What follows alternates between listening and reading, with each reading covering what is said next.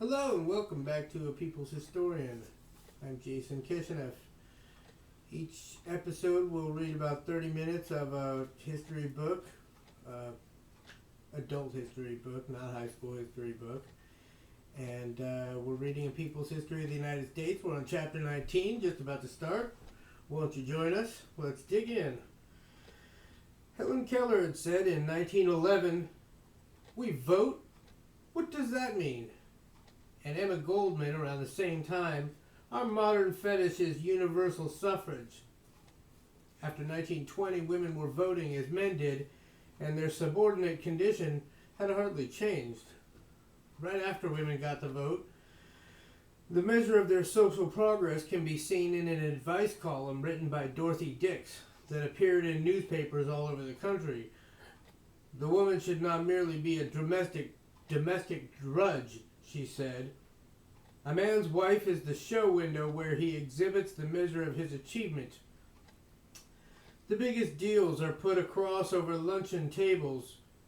We meet at dinner the people who can push our fortunes. The woman who cultivates a circle of worthwhile people, who belongs to clubs, who makes herself interesting and agreeable, is a help to her husband. Robert and Helen Lind, studying Muncie, Indiana in the late 20s, noted the importance of good looks and dress in the assessment of women. Also, they found that when men spoke frankly among themselves, they were likely to speak of women as creatures purer and morally better than men, but as relatively impractical, emotional, unstable, given to prejudice, easily hurt, and largely incapable of facing facts or doing hard thinking. A writer in early 1930, boosting the beauty business, started off a magazine article with the sentence, "The average American woman has 16 square feet of skin." He went on to say that there were 40,000 beauty shops in the country and that $2 billion was spent each year on cosmetics for women, but this was insufficient. American women are not yet spending even 1/5 of the amount necessary to improve their appearance. He then gave an itemized list of the annual beauty needs of every woman. 12 hot oil treatments, 52 facials, 26 eyebrow plucks, etc. It seems that women have best been able to make their first escape from the prison of wifeliness, motherhood, femininity, housework, beautification, isolation, when their services have been desperately needed, whether in industry or in war or in social movements. Each time practically pulled the woman out of her prison in a kind of work parole program. The attempt was made to push her back once the need was over, and this led to women's struggle for change. World War II had brought more women than ever before out of the home into work. By 1960, 36% of all women 16 and older, 23 million women, worked for paid wages. But although 43% of women with school-aged children worked, there were nursery schools for only 2%. The rest had to work things out for themselves.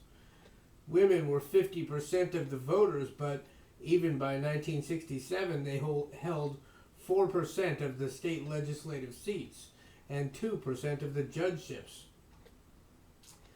The median income of the working woman was about 1/3 that of a man, and attitudes toward women did not seem to have changed much since the 20s. There is no overt anti-feminism in our society in 1964, wrote feminist and sociologist Alice Rossi, not because sex equality has been achieved, but because there is practically no feminist spark left among American women. In the civil rights movement of the 60s, the signs of a collective stirring began to appear. Women took the place that they customarily took in social movements in the front lines, as privates, not generals. In the office of the Student Nonviolent Coordinating Committee in Atlanta, a Spelman College student named Ruby Doris Smith, who had been jailed during the sit-ins, expressed her anger at the way women were relegated to the routine office work, and she was joined in her protest by two white women in SNCC, Sandra Hayden and Mary King. The men in SNCC listened to them respectfully, read the position paper they had put together asserting their rights, but did not do very much. Ella Baker, a veteran fighter from Harlem, now organizing in the South, knew the pattern. I knew from the beginning that as a woman, an older woman, and a group of ministers who were accustomed to having women largely as supporters, there was no place for me to come have into a leadership role. Nevertheless, women played a crucial role in those early dangerous years of organizing in the South and were looked on with admiration. Many of these older women, like Ella Baker and Amelia Boynton in Selma, Alabama, and Mama Dolly in Albany, Georgia. Younger women, Gloria Richardson in Maryland, Annelle Ponder in Mississippi, were not only active but leaders. Women of all ages demonstrated, went to jail. Mrs. Fannie Lou Hamer, a sharecropper in Ruleville, Mississippi, became legendary as organizer and speaker. She sang hymns. She walked picket lines with her familiar limp. As a child, she contracted polio. She roused people to excitement at mass meetings. I'm sick and tired of being sick and tired. Around the same time, white middle-class professional women were beginning to speak up. A pioneering early book, strong and influential, was Betty Friedan's The Feminine Mystique. Just what was the problem that has no name? What were the words women used when they tried to express it? Sometimes a woman would say, I feel empty somehow, incomplete. Or she would say, I feel as if I don't exist. Sometimes, a tired feeling, I get so angry with the children it scares me. I feel like crying without any reason. Friedan wrote out of her experience as a middle-class housewife, but what she spoke about touched something inside all women. The problem lay buried, unspoken for many years in the minds of American women. It was a strange stirring, a sense of dissatisfaction, a yearning that women suffered in the middle of the 20th century in the United States. Each suburban wife struggled with it alone. As she made the beds, shopped for groceries, matched slipcover material, ate peanut butter sandwiches with her children, chauffeured Cub Scouts and brownies, lay beside her husband at night, she was afraid to ask even of herself the silent question, is this all? But on an April morning in 1959, I heard a mother of four having coffee with four other mothers in a suburban development 15 miles from New York, say in a tone of quiet desperation, the problem. And the others knew without words that she was not talking about a problem with her husband or her children or her home. Suddenly they realized they all shared the same problem. The problem that has no name. They began hesitantly to talk about it. Later, after they had picked up their children at nursery school and taken them home to nap, two of the women cried in sheer relief just to know they were not alone. The mystique that Friedan spoke of was the image of the woman as mother, wife, living through her husband, through her children, giving up her own dreams for that. She concluded, the only way for a woman, as for a man, to find herself, to know herself as a person, is by creative work of her own. In the summer of 1964 in Macomb, Mississippi, at a Freedom House, a civil rights headquarters where people worked and lived together, the women went on strike against the men who wanted them to cook and make beds, while the men went around in cars organizing. The stirring that Friedan spoke of was true of women everywhere, it seemed. By 1969, women were 40% of the entire labor force of the United States, but a substantial number of these were secretaries, cleaning women, elementary school teachers, saleswomen, waitresses, and nurses. 1 out of every 3 working women had a husband earning less than $5,000 a year. What of the women who didn't have jobs?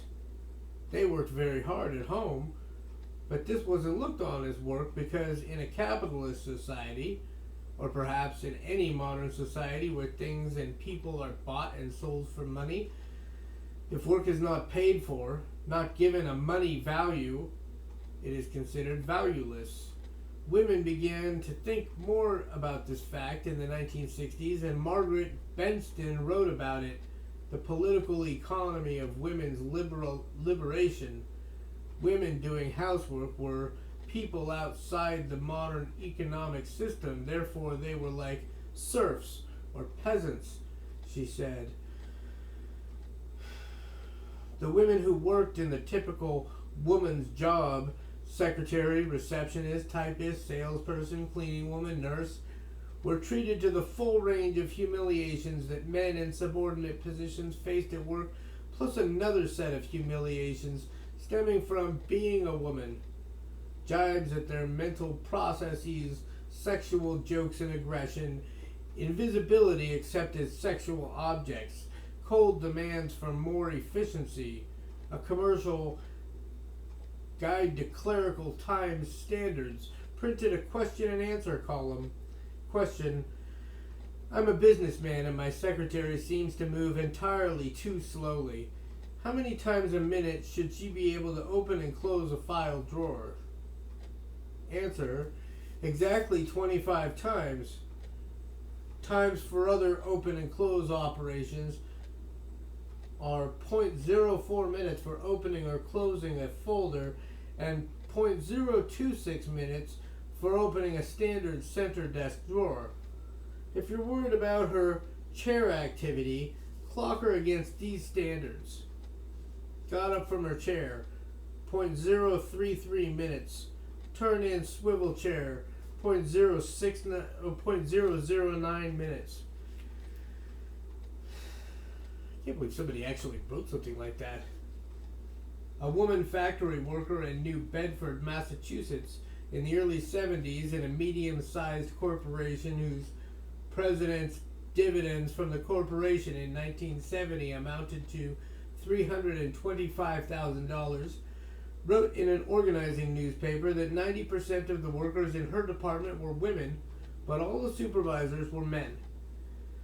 A few years ago, I was suspended for 3 days from work because my children were still young and I had to take time off work when they were sick. They want people who keep quiet, squeal on one another, and are very good little robots. The fact that many have to take nerve pills before starting their day and a week doesn't go by that there aren't 2 or 3 people who break down and cry doesn't mean a thing to them. She added, but times are changing, and from now on, more people will speak out and demand from their so-called bosses that they be treated the way the bosses themselves would like to be treated. Times indeed were a-changin'. Around 1967, women in the various movements, civil rights, students for a democratic society, anti-war groups, began meeting as women. And in early 1968, at a women's anti-war meeting in Washington, hundreds of women carrying torches paraded to the Arlington National Cemetery and staged the burial of traditional womanhood.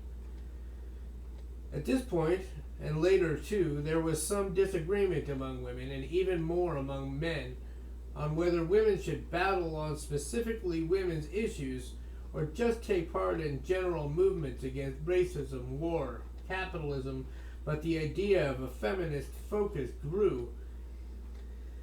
In the fall of 1968, a group called Radical Women attracted national attention when they protested the selection of Miss America, which they called an image that oppresses women. They all threw bras, girdles, curlers, false eyelashes, wigs, and other things they called women's garbage into a freedom trash can. A sheep was crowned Miss America. More important, people were beginning to speak of women's liberation. Well, I wish they went into that sentence more. A sheep was crowned Miss America. You can't mean that literally, right? But then Howard Zinn would be insulting the person that was crowned. Some of the New York radical women shortly afterward formed Witch, Women's International Terrorist Conspiracy from Hell. Wow. And its members, dressed as witches, appeared suddenly on the floor of the New York Stock Exchange. A leaflet put out by Witch in New York said, "Witch lives and laughs in every woman. She is the free part of each of us. Beneath the shy smiles, the acquiescence to absurd male domination, the makeup or flesh-suffocating clothes our sick society demands, there is no joining witch. If you are a woman and dare to look within yourself, you are a witch. You make your own rules." Witch in Washington, D.C. protested at the United Fruit Company for the, that name comes up again, for the corporation's activities in the Third World and its treatment of its women office workers.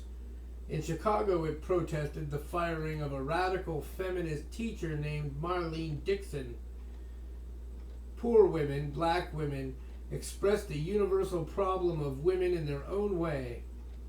In 1964, Robert Coles interviewed a black woman from the South recently moved to Boston who spoke of the desperation of her life, the difficulty of finding happiness. "To me, having a baby inside me is the only time I'm really alive."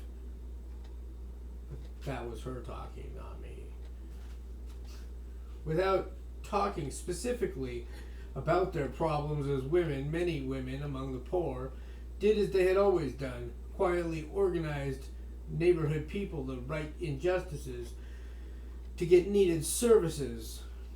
In the mid-1960s, 10,000 black people in a community in Atlanta called Vine City joined together to help one another. They set up a thrift shop, a nursery, a medical clinic, monthly family suppers, a newspaper, a family counseling service. One of the organizers, Helen Howard, told Gerda Lerner about it. "I organized this neighborhood organization. 2 men and 6 ladies started it. That was a hard pull. A lot of people joined in later. For about 5 months we had meetings pretty near every night. We learned how to work with other people. A lot of people were afraid to really do anything. You were afraid to go to the city hall or ask for anything. You didn't even ask the landlord for anything. You were afraid of him. Then we had meetings, and then we weren't afraid so much anymore. The way we got this playground, we blocked off the street. Wouldn't let anything come through. We wouldn't let the trolley bus come through. The whole neighborhood was in it. Took record players and danced. It went on for a week. We didn't get arrested. There was too many of us. So then the city put up this playground for the kids." A woman named Patricia Robinson wrote a pamphlet called Poor Black Woman, in which she connected the problems of women with the need for basic social change. Rebellion by poor black women, the bottom of a class hierarchy heretofore not discussed, places the question of what kind of society will the poor black woman demand and struggle for. Already she demands the right to have birth control, like middle-class black and white women. She is aware that it takes two to oppress, and that she and other poor people no longer are submitting to oppression. in this case genocide. She allies herself with the have-nots in the wider world in their revolutionary struggles. She has been forced by historical conditions to withdraw the children from male dominance and to educate and support them herself. In this very process, male authority and exploitation are seriously weakened. Further, she realizes that the children will be used as all poor children have been used throughout history, as poorly paid mercenaries fighting to keep or put an elite group in power. Through these steps, she has begun to question aggressive male domination and the class society which enforces it. Capitalism.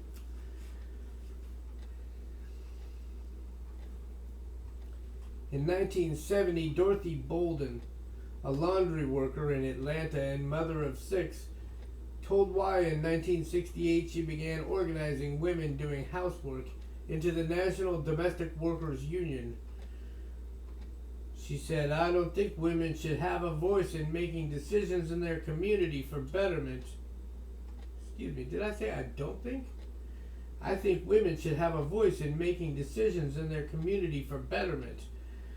Because this woman in the slum is scuffling hard, and she's got a very good, intelligent mind to do things, and she's been overlooked for too many years. I think she should have a voice. Women tennis players organized. A woman fought to be a jockey, won her case, became the first woman jockey. Women artists picketed the Whitney Museum, charging sex discrimination in a sculptor's show. Women journalists picketed the Gridiron Club in Washington, which excluded women. By the start of 1974, women's studies programs existed at 78 institutions, and about 2,000 courses on women were being offered at about 500 campuses. Women's magazines and newspapers began appearing locally and nationally, and books on women's history and the movements came out in such numbers that some bookstores had special sections for them. The very jokes on television, some sympathetic, some caustic, showed how national was the effect of the movement. Certain television commercials, which women felt humiliated them, were eliminated after protest. In 1967, after lobbying by women's groups, President Johnson signed an executive order banning sex discrimination in federally connected employment, and in the years that followed, women's groups demanded that this be enforced. Over 1,000 suits were initiated by NOW, the National Organization for Women, formed in 1966, against U.S. corporations charging sex discrimination. The right to abortion became a major issue. Actually, let's stop there. We'll talk about the right to abortion in the next episode. Thank you for joining me. I hope you enjoyed the reading. Please hit that like and subscribe button. Hit that notification bell because YouTube has been known to unsubscribe people. And we'll see you next time. Thank you very much.